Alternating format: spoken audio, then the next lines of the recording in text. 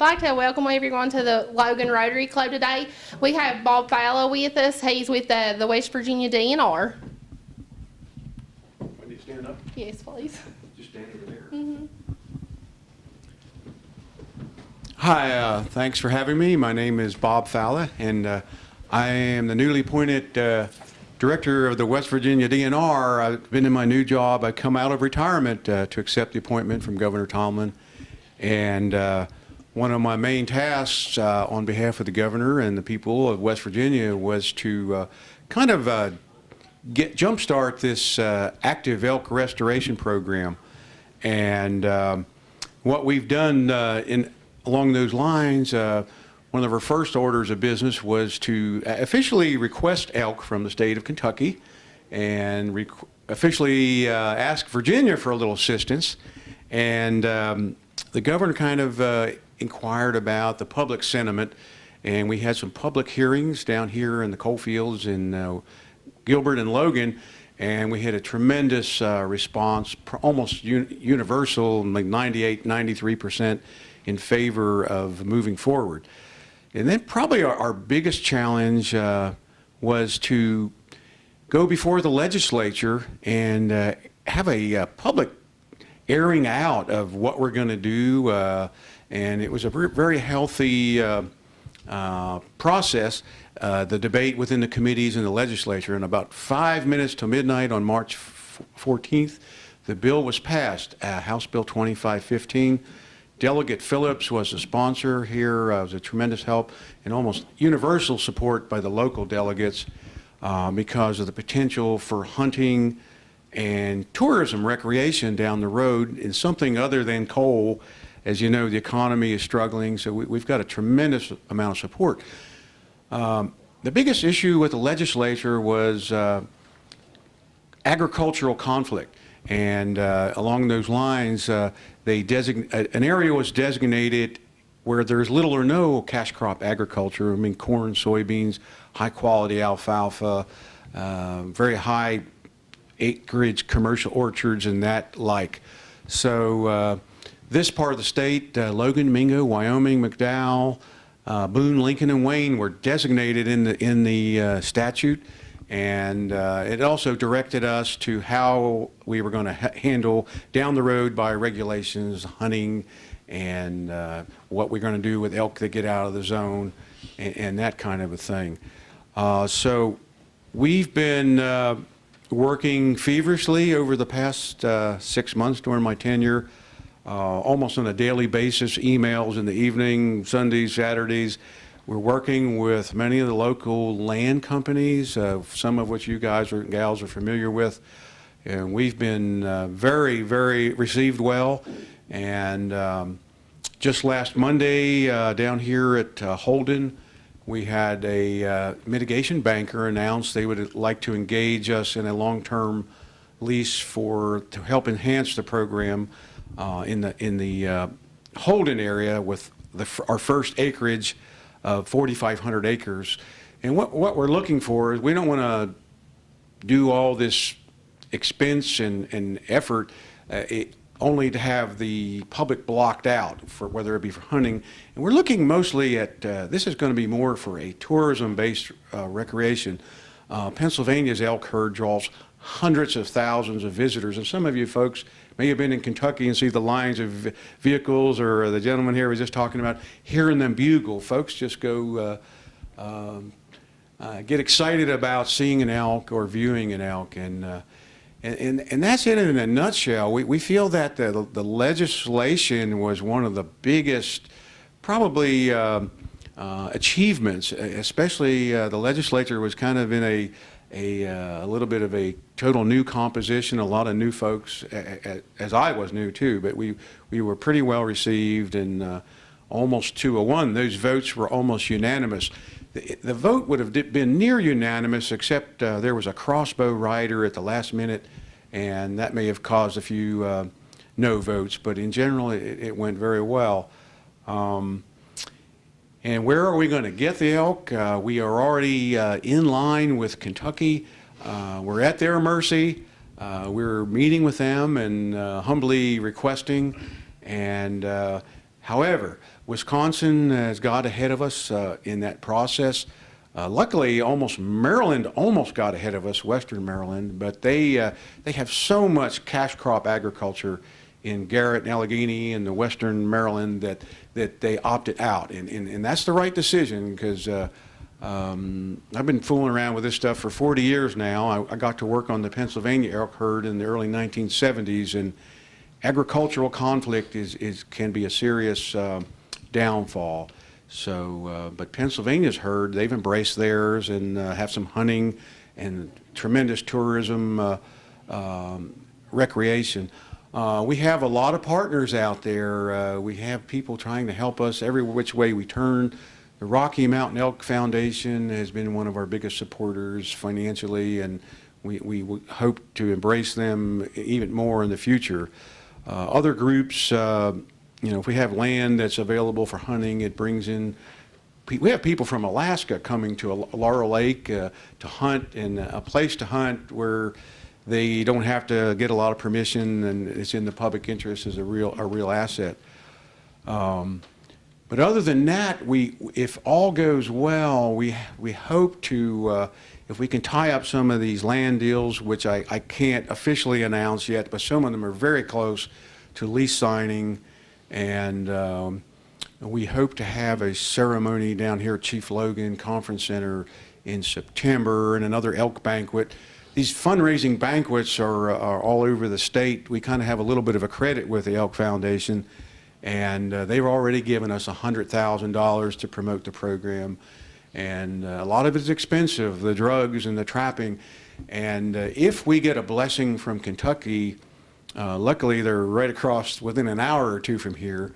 And originally we had hoped that the elk would come over on their own, but they have not dispersed to the extent, even within Kentucky, that they would like. So the passive approach has not worked. It's going to take trapping them and relocating them, and more than likely we'll do that with our own staff with their blessing.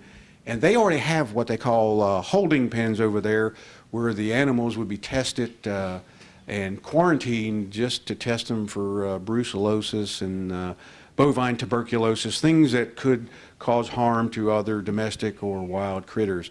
And then they would be brought over here into some soft release holding pens, kind of a little holding pen to get them acclimated so they just don't run back over there to Kentucky.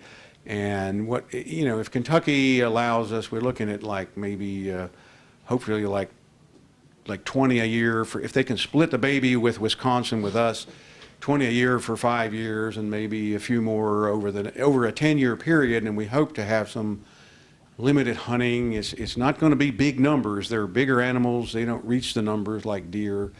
And one of the questions we get is, do they conflict with the deer? And elk and deer have coexisted for millennia, and they were here. They are native. Elk Mountain, Elk Creek, Elk Lick Branch. If there's anything out there named more than elk in West Virginia, I'd like to know what it is. But elk were here. They were part of the native fauna.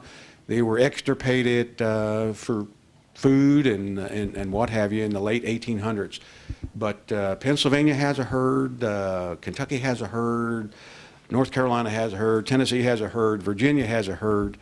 And we're sandwiched immediately between Virginia and Kentucky, and probably when some of us are all dead and gone, speak for myself, they're going to be here anyway through natural dispersal, but we want to accelerate that process, and so we hope to get the ball rolling. If all goes well, we should have some elk here by this time next year, and even if in small numbers, and Logan area is probably number one on our hit list for getting some pieces of ground permission or purchased or leased, and or putting the first elk out. So yeah, we feel that Kentucky really, a lot of people said it wouldn't work there. There's a bunch of poachers here and all this kind of stuff, and it's been a booming success there. It's been a sensational colossus. They have more elk there than the entire anywhere else in the eastern state combined. They kind of wrote the book on it, and we're just essentially borrowing a page from their book.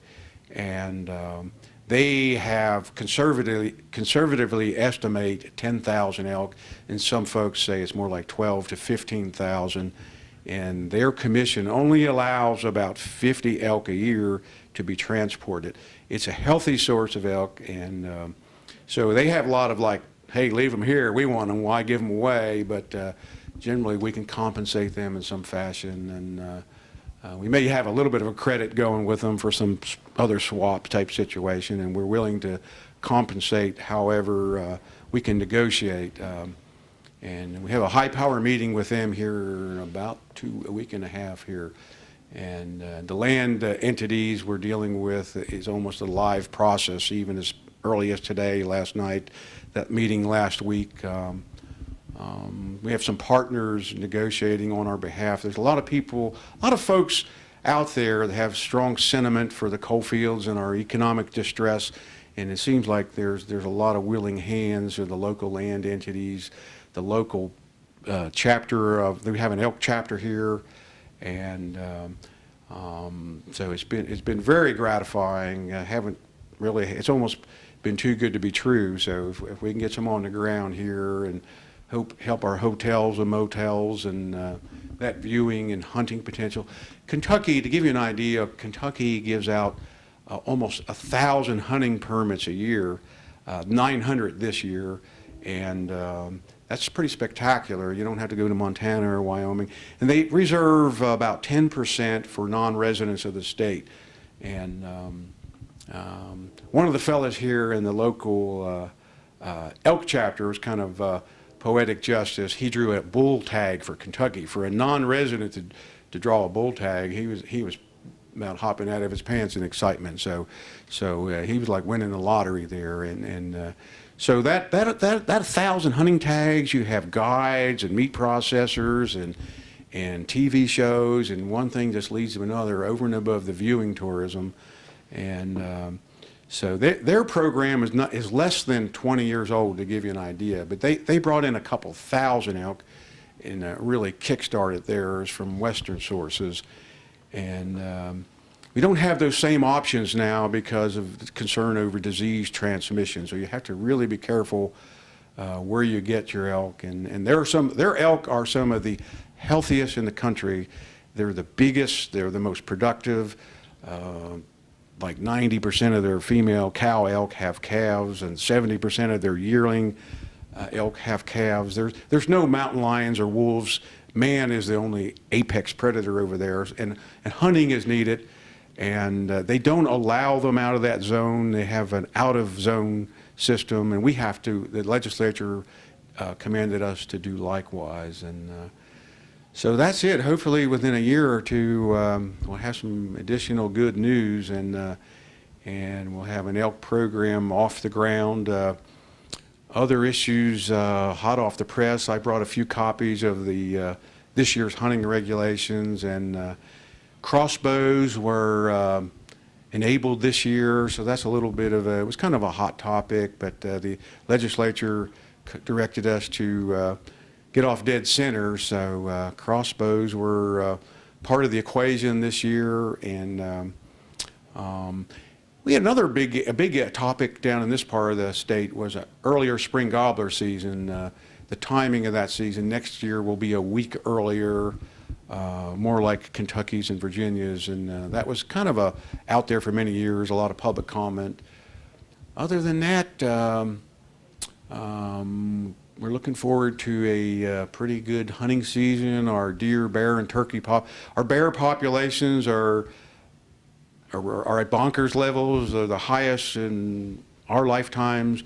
The deer populations, we've heavily culled our deer. They're probably at the best distribution, as opposed to just being in a few counties and at sometimes overpopulated numbers.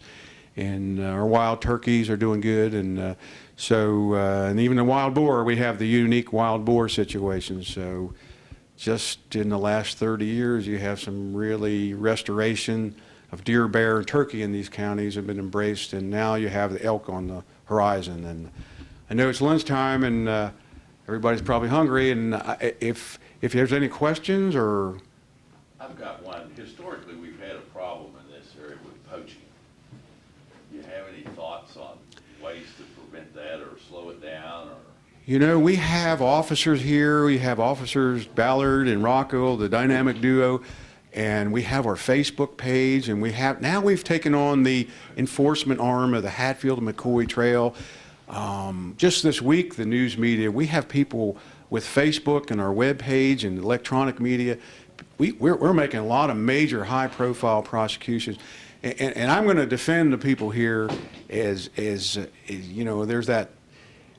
Actually, I think when you didn't have it and you have it, there's an appreciation here that sometimes is taken for granted in other parts of when they see it, and they said that about the elk in East Kentucky. So yes, we have problems, and it's not perfect.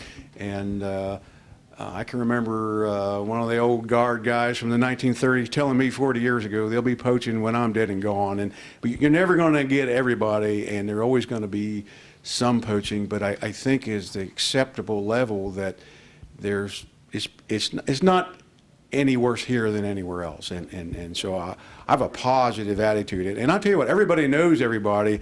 If somebody takes one of these out, we're either going to have alert radios on them or some kind of a chip where we can track them down, and people are really, you know, we're making prosecutions. Some of the media today, just somebody on Facebook last week, if you do something wrong, you don't want to put it on Facebook or get on social media because you'll be tracked down. So, but our force, our enforcement arm is very professional and very good. And now we have the legislature directed in the new Hatfield-McCoy rescue bill, we have been directed to our officers will be the enforcement arm, and they have, you know, Chapter 20 powers not only for Hatfield-McCoy but for game and fish. The land companies are bonkers over that. They love our guys and, you know, their professionalism, and they have the trails, and it's more eyes out there.